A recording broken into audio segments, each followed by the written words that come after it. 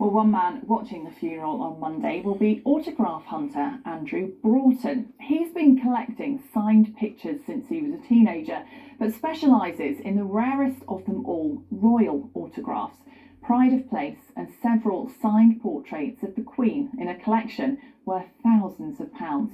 Hugh Caswell reports. In my place, there's no wallpaper. Anybody that comes here will tell you that it was wall-to-wall frames.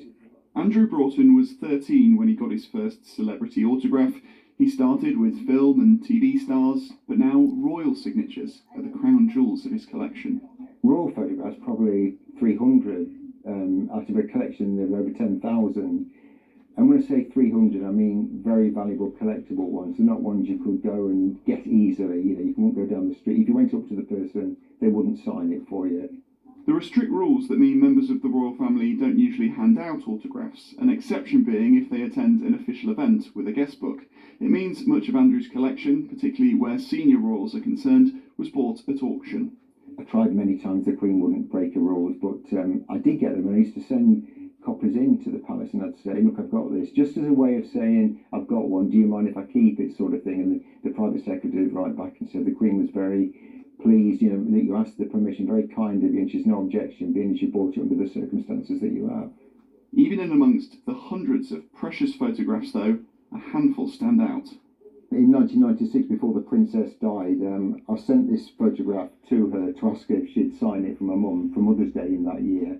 And unusually, she decided to not only sign the photograph, she mounted it and signed it, inscribed it to my mum and sent it back.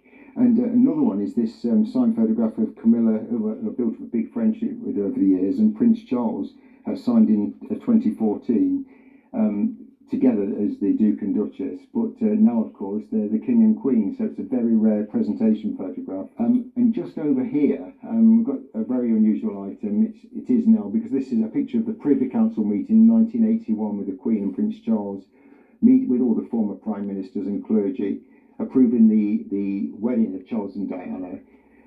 And then afterwards, the Queen and Prince Charles both signed it and gifted it to Harold Wilson, the former Prime Minister.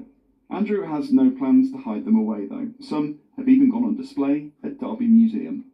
I just think it's a shame having a collection like this and keeping it all to myself. It's just nice for the public, not just myself, but the public to see it and appreciate what gems there are here in Derby. He's now looking forward to a new era for the royal family and hopefully many more autographs. Hugh Caswell, BBC East Midlands Today, Derby. That's an incredible collection, isn't it? Now,